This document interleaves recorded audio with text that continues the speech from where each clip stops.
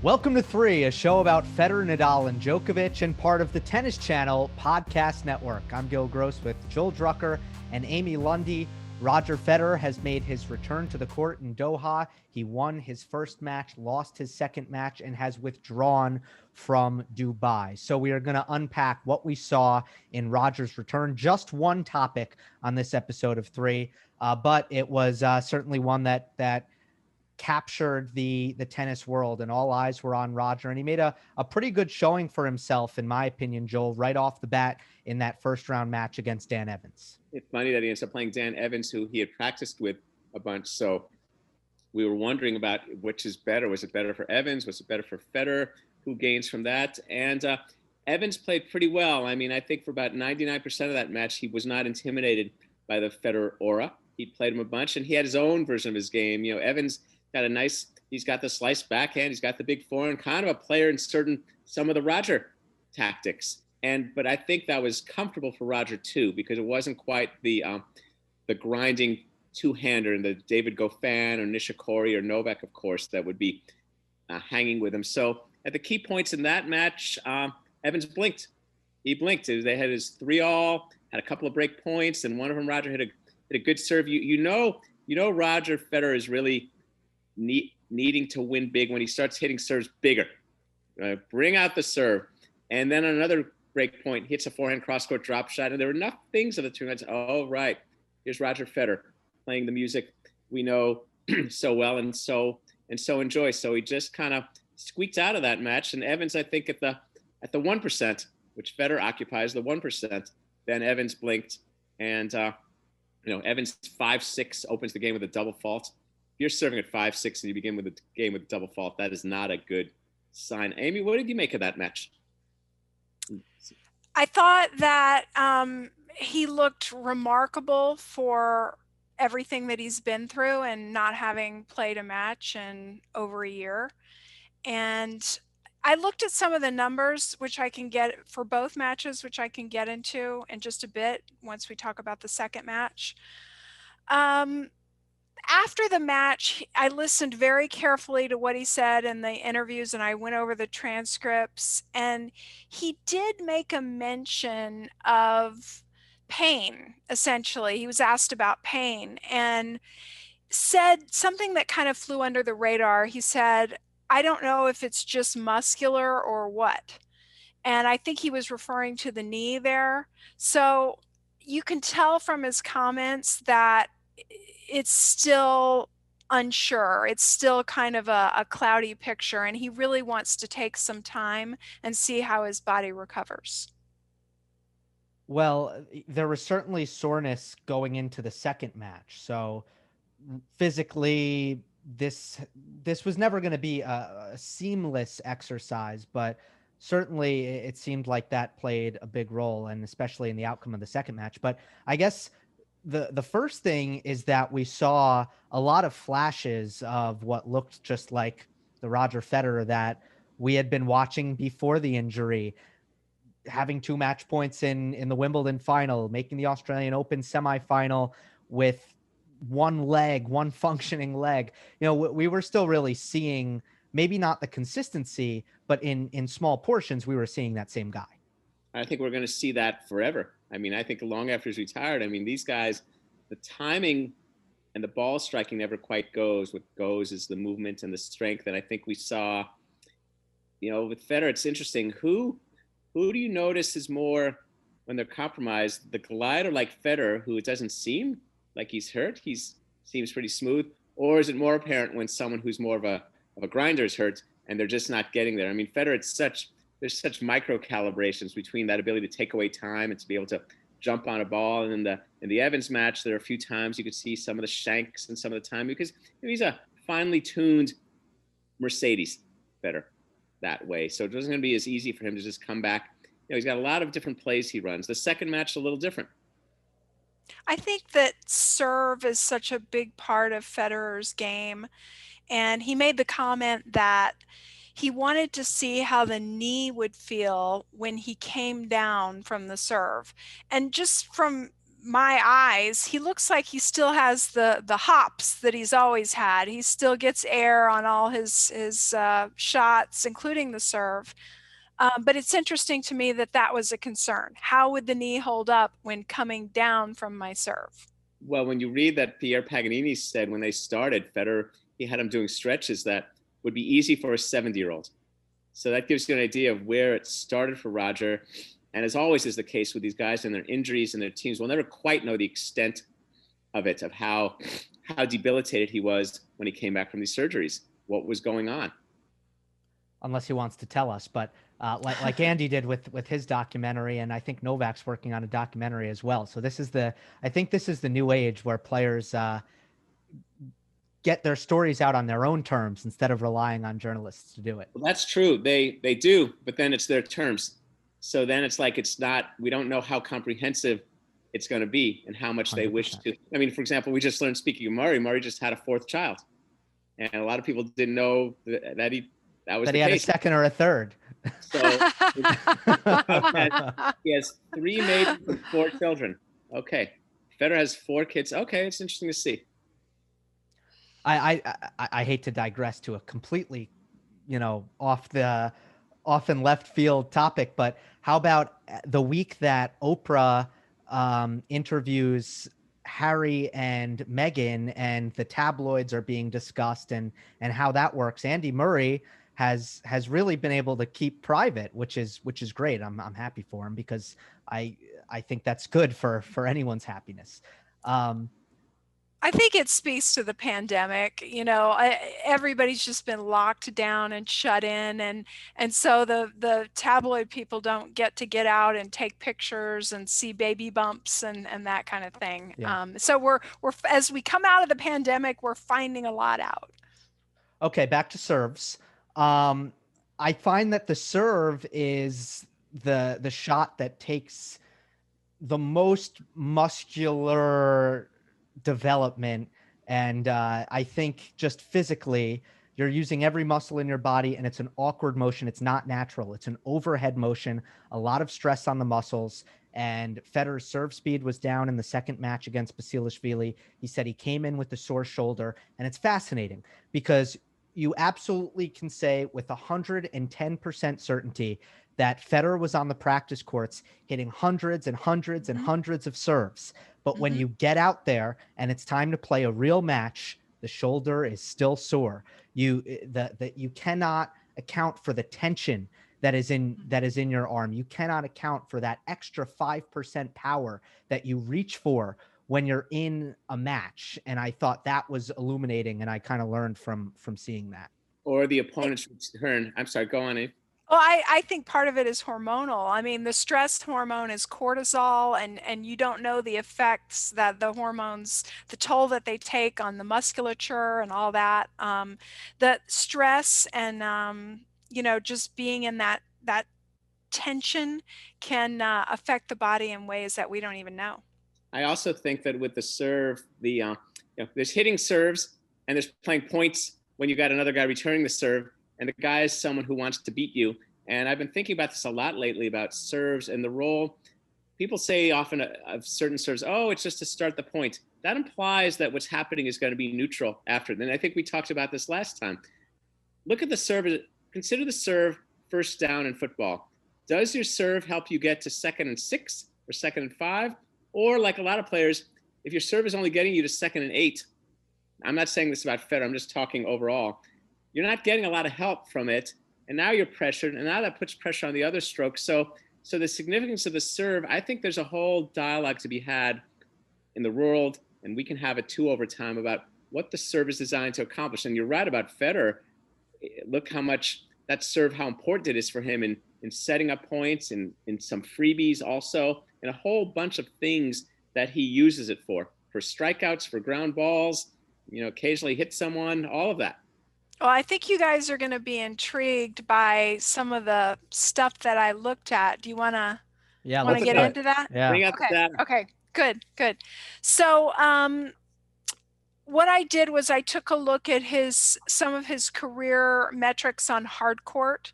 So I could have kind of a gold standard of what he's done on hard court. And the surface speed in Doha was kind of a mid-paced hard court. It wasn't the fastest, it wasn't the slowest. And Federer himself remarked on, just needing to get used to the speed in Doha to understand about the surface. So just looking at the stat sheets, one of the things that jumps out at you is aces and double faults. He had 13 aces versus Evans and 12 versus Basilishvili. So that's good. That's a good number of aces. That's very much in line with what Federer typically does. Double faults, guys, did that one jump out at you? Do you know? Well, was it 0 in the Evans match? And 0 in the other match. Oh, how about that? Yeah.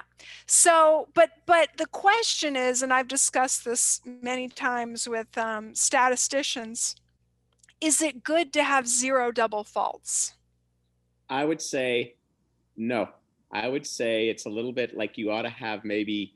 It's not good to have too many, but right. It's a little bit Obviously. like it's a little bit like the high first serve percentage. If the first serve percentage is very, very high, maybe you're not trying to do as much with your serve.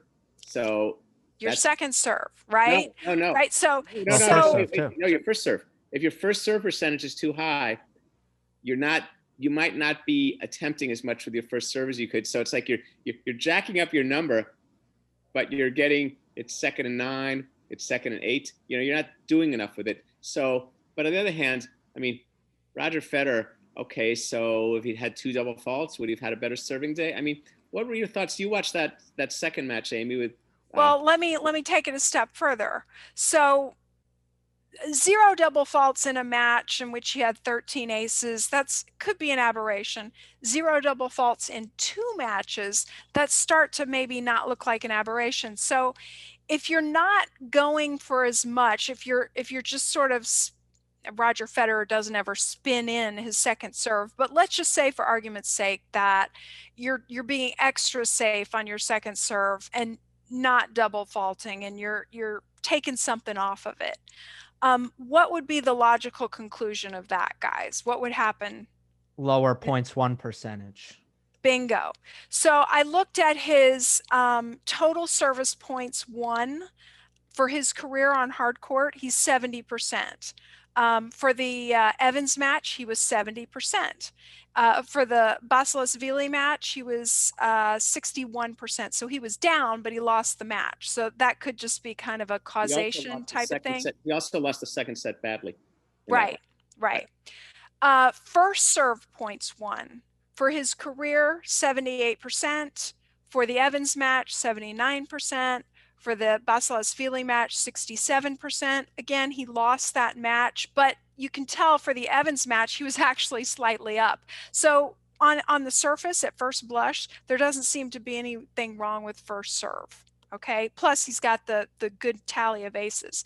Now, second serve points won. For his career on hard courts, he's 57%, right?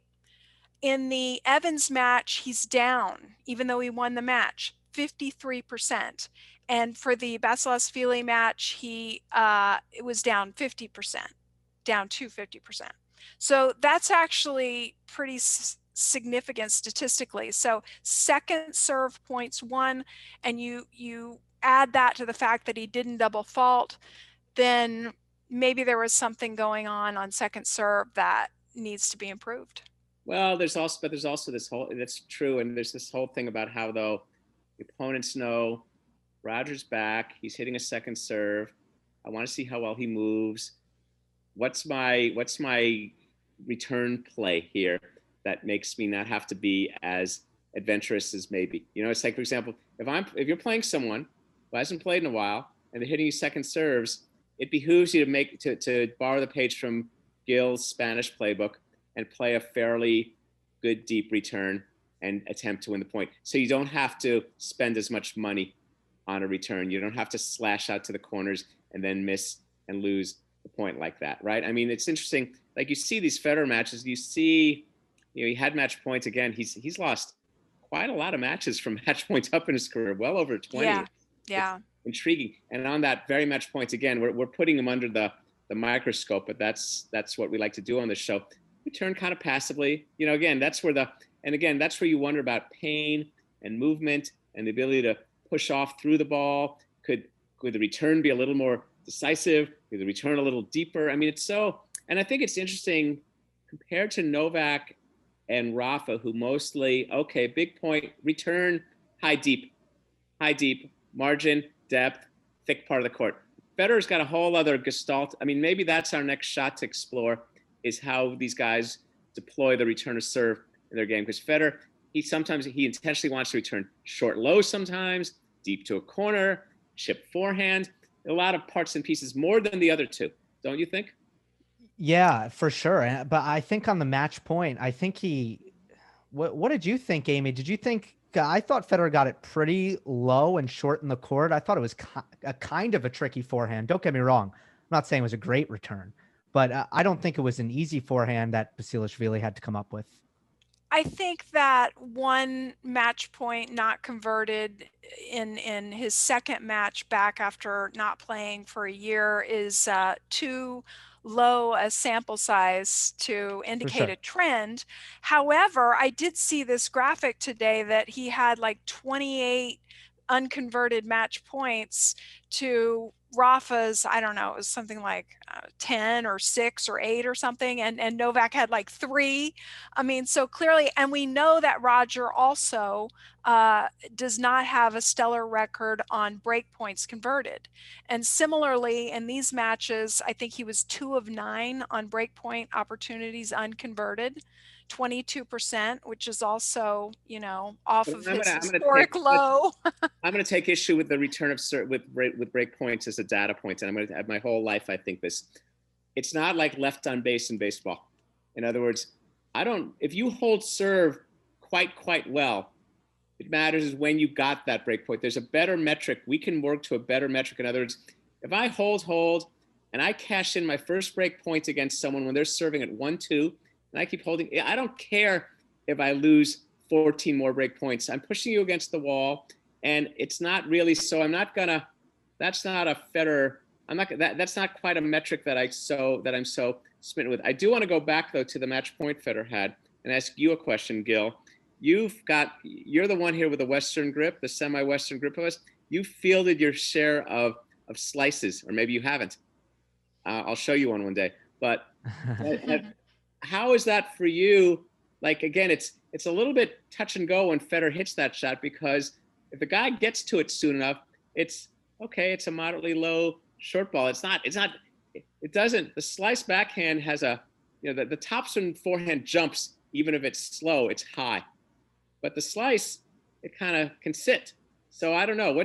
Tell me your experience of fielding slices. Are they all nasty, or how does that work for you? No, I'm pretty comfortable, like Basilishvili is, by the way, generating the pace, generating the racket speed to bring the ball up and down. So I don't mind if the ball's low. And if I have lots of time to find my forehand, especially if you get a slice to my backhand, you've done really well, meaning that's what you want to do to me. But if I can hit a forehand off of your slice, I'm generally pretty happy. The only thing is with a return like Federer hit is the footwork's tricky. I think it's tricky to move inside the court there. And now you better hit a pretty good forehand or you're going to get passed. So I think that return forced Basilishvili to the net.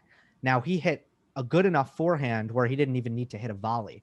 But I think the pressure comes from not the shot itself, but the fact that, well, now it needs to be an approach shot against my will.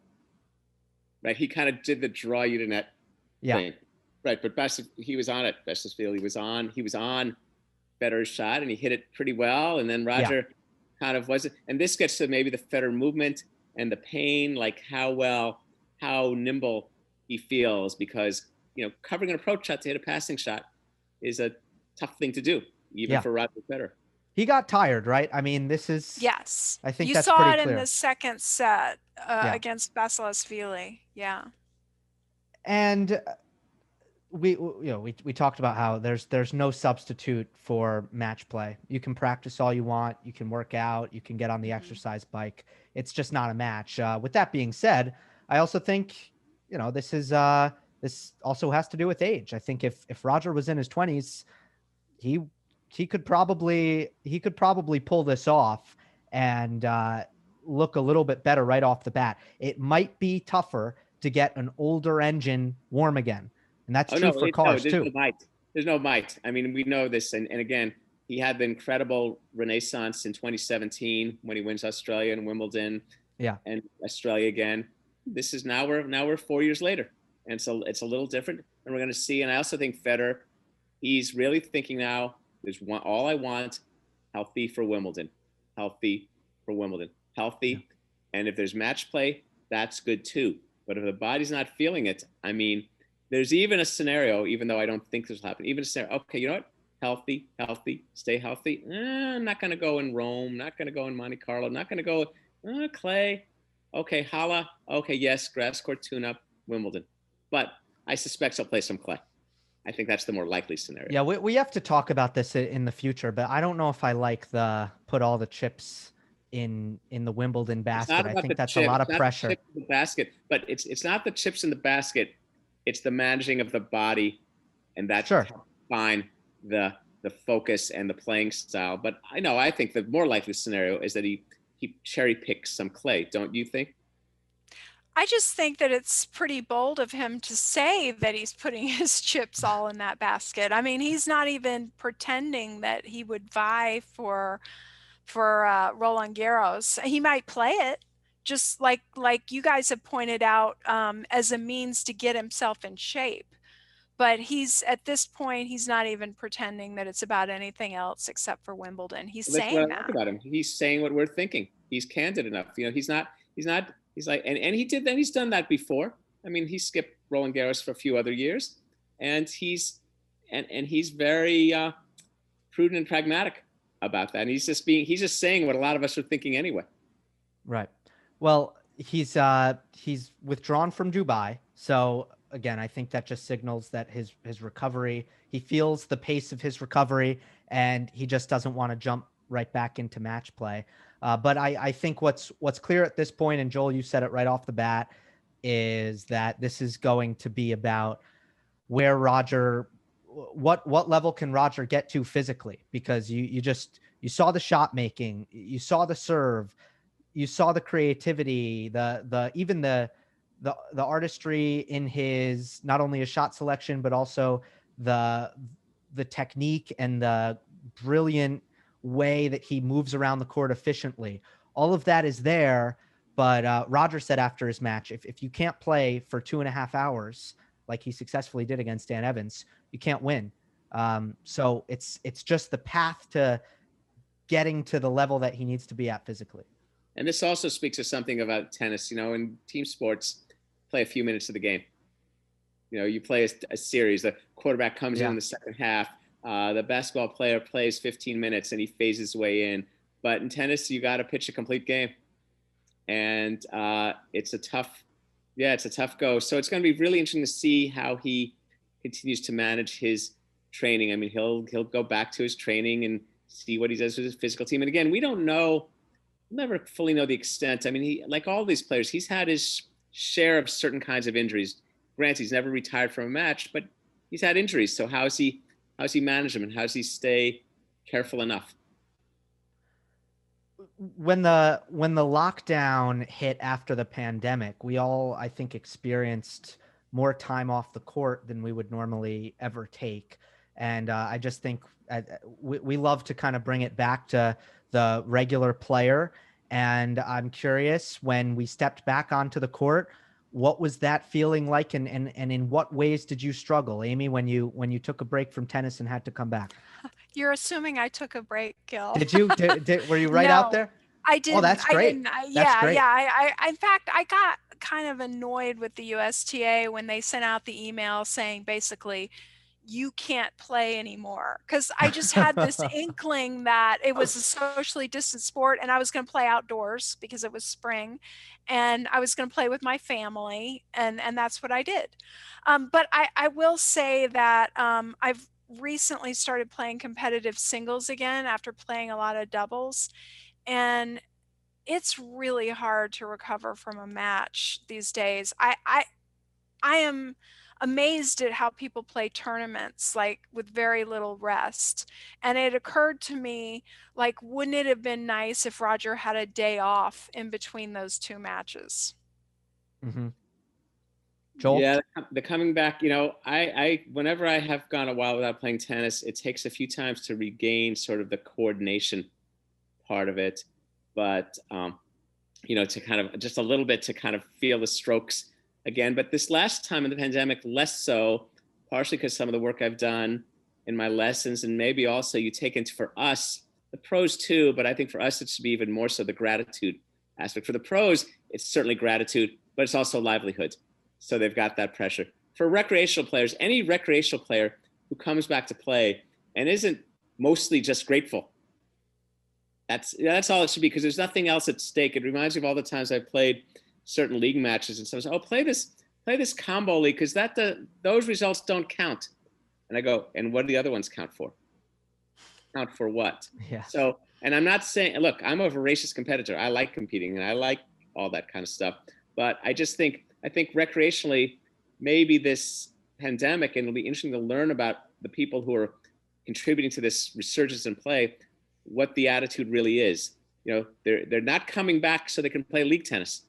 So what's going on at these communities? And Amy, we'll be talking about that a lot. You play a lot of league tennis, so we're going to see the attitudes. Or is it just kind of like, okay, back to the usual thing. Why aren't I playing more? Why do I have to play with this person?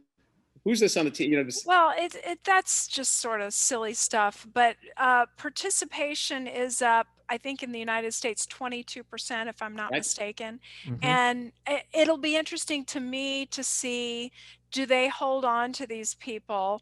And, junior racket sales are up. Do they hold on to these kids, or are we going to lose them to online gaming? And, with Federer in the twilight of his career, we're going to need some more stars to emerge so that we can attract these people and keep them. Well, I think, though, it's interesting. I'm not quite sure always what attracts people. Stars, there's not always the connection between great players at the top and participation is not proven. We had 4 great Americans in the 90s. That didn't necessarily spell participation. And other times we have, like, for example, we've had a pandemic.